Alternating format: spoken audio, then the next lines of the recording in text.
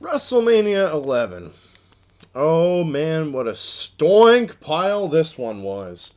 WrestleMania is a low budgeted WrestleMania, and you could obviously tell.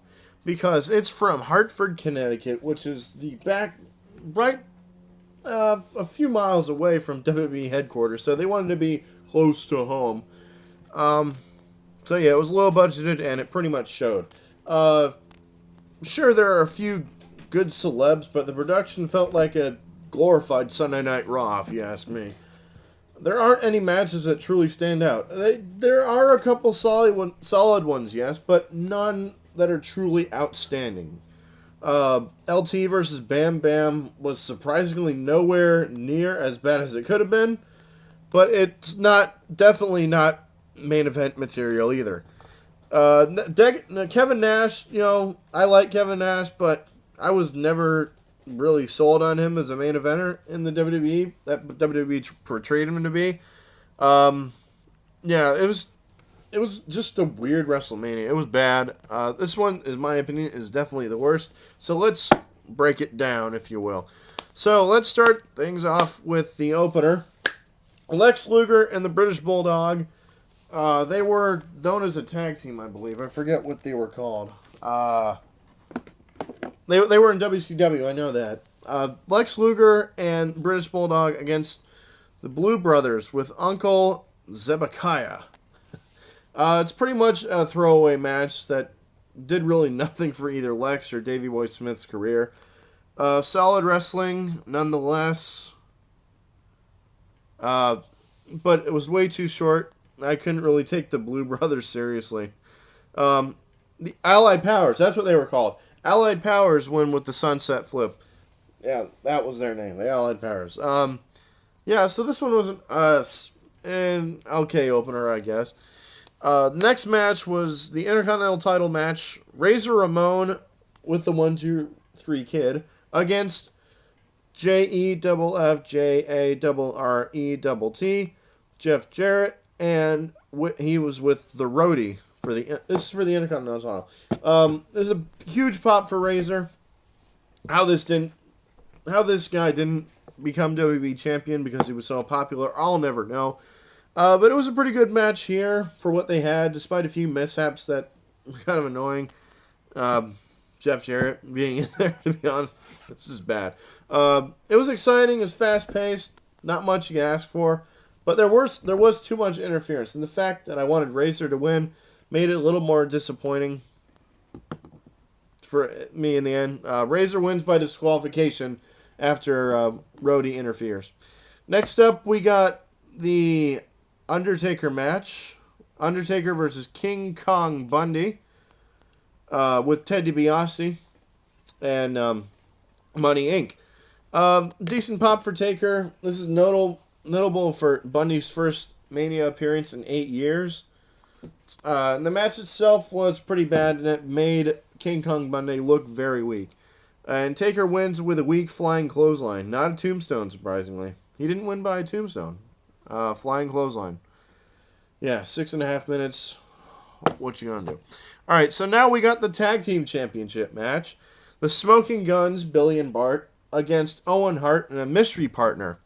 Now, pretty interesting to find out who his mystery partner was, because back in the day, nobody knew who it was. There wasn't such thing as the internet.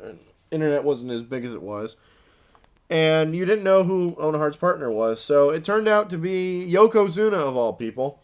And also, they're accompanied by Mr. Fuji and Jim Cornette and his tennis racket. Surprisingly, a decent face pop for Owen. Not too bad of a match either. I mean, there's a solid big man versus small man stuff here. And anything Owen does is gold. Owen and Yokozuna win with Yokozuna's offense, much to the crowd's delight. Next up, we got the I Quit match with a special guest referee, Rowdy Roddy Piper, Mr. Bob Backlund against Bret the Hitman Hart. Decent pop. Decent welcome back pop for the Hot Rod. A huge pop for Bret Hart. Probably the biggest of the night, in my opinion. But this match was disappointing. They had so much potential here. I mean, you got two former world champions. It wasn't a total loss, but with the individuals involved, it should have been a lot better. A lot better, if you ask me. Bret Hart wins when he reverses Bob Backlund's crossface chicken wing. Yeah, should have gone a lot longer than that. Now we got the WWF Championship match. Diesel with Pamela Anderson against Shawn Michaels, HBK, Mr. WrestleMania, Mr. Hall of Fame, HB Shizzle, with Jenny McCarthy in his corner. A big pops for both men, especially Diesel. Half of the crowd turns on Diesel to side with HBK halfway through the match, with lots of loud, noticeable Sid chants, because Sid was also in Shawn Michaels' corner. It was a good match.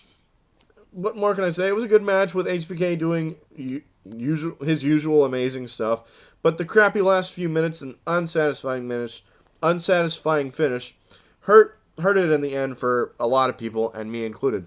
Diesel wins with a jackknife powerbomb, and obviously it was slappily performed too. So, yeah, Diesel's still the WWF champion. Now we get to the main event, the match that I believe should not have been the main event. A lot of people definitely agree with me on this one. Bam Bam Bigelow with Money Inc. against Lawrence Taylor with a bunch of his football friends. I forget who. I know Mongo was there, but it doesn't say who was in his corner. Oh, here we go. Mongo, Reggie White, Carl Banks, Ken Norton Jr., Chris Spielman, and Ricky Jackson were in the corner of Lawrence Taylor. A decent pop for LT. Much better than it should have been, with LT performing better than expected. There were some great spots that made this match above average. It shouldn't have been the main event, but it's far from a train wreck, that's for sure. And LT wins with a flying forearm in the end. So there you go. Bottom line, WrestleMania 11 is the worst WrestleMania of all time. It's too cheap. Wasn't as exciting, and there's only 7 matches on the card. That's not good if this is going to be competing against WCW. By the way, this was around the time when WCW was starting to get heat. Bring up some heat. I mean, they signed Savage, they got Hogan, they're going to get Hennig and Luger in a few months after this. Yeah, this is just the beginning of the Monday Night Wars, so to say. Like I said at the beginning, there were a few solid matches, but it isn't enough to go through this painful experience. WWF was in a bad position at this time. Thankfully, it got better after this, and diehard wrestling fans like myself ought to take a look.